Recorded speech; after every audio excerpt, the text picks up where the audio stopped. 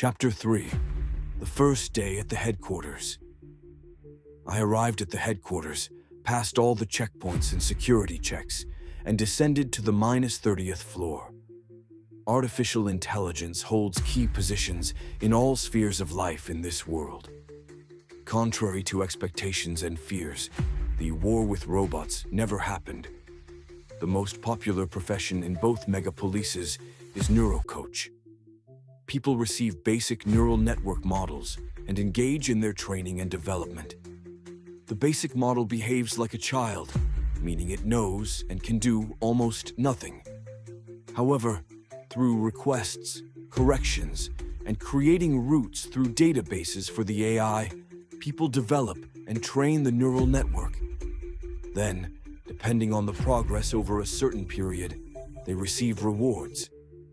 This is mainly done by young people, earning a huge amount of free credits. In general, young people here earn more profit than even those military personnel who participate in combat operations. Upon arriving at the headquarters, my neural network assistant, Alexis, escorted me to my office.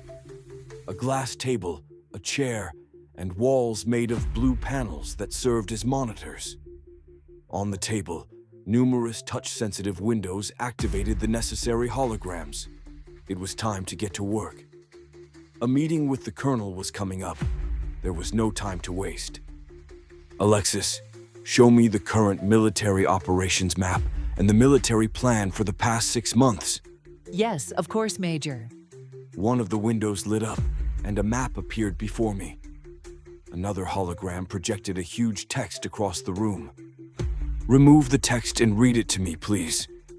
But first, break down the information into sections. Our plan of action, reasons for it, consequences, analysis, and conclusions. And please, only the most essential points from a military, political, and strategic perspective. According to my access level, I wasn't given all the data, but the situation was clear enough. I had led legions of warriors in various battles and skirmishes. The scale of those events was much grander than what I was seeing now. I saw many systemic errors in tactics, strategy, both internal and external intelligence, and in the use of both weapons and manpower. So, weapons, there's not a lot of choice in the matter. This world is still alive only because defense systems have outpaced the arms race. 4 shields were created, making any long-range weapon useless. Firearms, especially small caliber, are not used at the front line at all, except for a small sector called the Northern Front. Numerous microsensors, also known as power chips, activate an impenetrable field around the warrior. The more sensors a warrior has, the stronger the field. But this device is not active all the time. The sensor activates when its micro-radar detects a bullet or shrapnel flying towards it, and it does so from quite a distance. However, the power chip doesn't see anything close to it. Shooting at close range is ineffective. By the time you aim your weapon, your arm will have been cut off with a blade. So the only way to destroy the enemy is with a sword, axe, mace, hammer. Well, the old-fashioned way. Regarding innovations in melee weapons, very strong steel and magnetic sheaths and mounts. As soon as you grasp the sword's hilt, the longitudinal shutters open, and the warrior is instantly ready for battle. Energy weapons are not used by mutual agreement. It was a huge mistake for the side I am to fight for to agree to this proposal. Apparently, our enemy is preparing something, which is why they have refrained from using this type of weapon. What exactly, I don't know, due to my low information access level, or our intelligence simply doesn't have this data.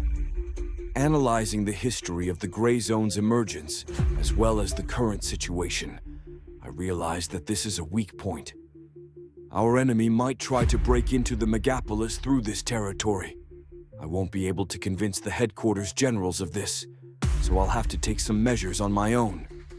Yes, I'll have to rely on a certain confluence of circumstances. But I made the decision that I will handle this task. This decision is the key moment in achieving the goal. The energy of the decision is very strong. It creates a flicker of reality, which doesn't instantly realize the desired outcome, but creates a dense probability of such realization. In simple terms, it provides the opportunity to achieve the goal. Also, it's clear that our enemy can disregard the laws and customs of war at any moment. This is evident at least from the fact that they use mutants as their living force.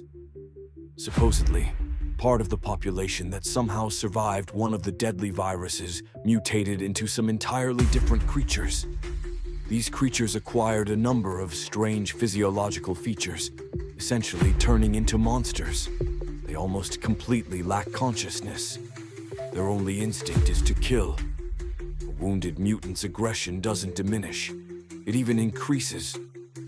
On our side of the front line, there were also people who survived the same virus strain, but they all died during the transformation process without showing any signs of aggression. This suggests that our opponents improved their mutants with virology and genetic engineering. According to intelligence data, there are more than 2 million of these monsters in the enemy's ranks. This fact makes it evident that the mutation process was not natural. Alexis, how many enemy mutants do we have in captivity? 628 units, Major. Units? I thought at least they were called specimens. The status of each captive mutant is 1 unit. Is any scientific work being conducted with them? Yes, they are under the observation of Professor Carling's laboratory. Select a few of the most aggressive ones and display them on the screen. Images appeared on 3 wall panels. I saw 3 rooms, each containing a mutant. These creatures vaguely resembled humans. Their bodies were covered with layers of ossified growths. Their hands were disproportionately larger. The texture of the bony growths resembled the human brain. From behind, in the rare few seconds when the mutant was not moving, it looked like a huge human brain with legs. They had crimson red eyes and almost no nose or mouth. All 3 mutants were monotonously pounding their fists against the wall. Show more mutants, Alexis. All the room's panels lit up. Each monitor displayed almost the same scene. Play the sound on one monitor. A steady, monotonous moan was heard, interrupted only when it hit the wall with its fists. Show the moments of atypical behavior of the captives on the screen, with sound. All monitors turned off except one.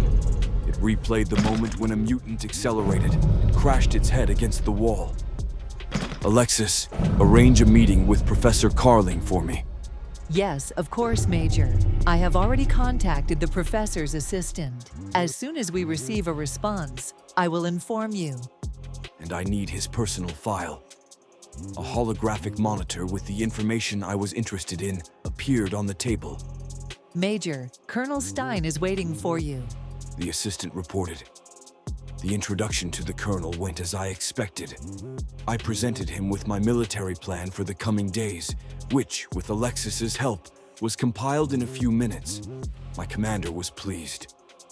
Moreover, I included some inaccuracies in the plan, which, just as I planned, he noticed, after which I acknowledged his correctness, expressed my admiration, and we corrected everything together.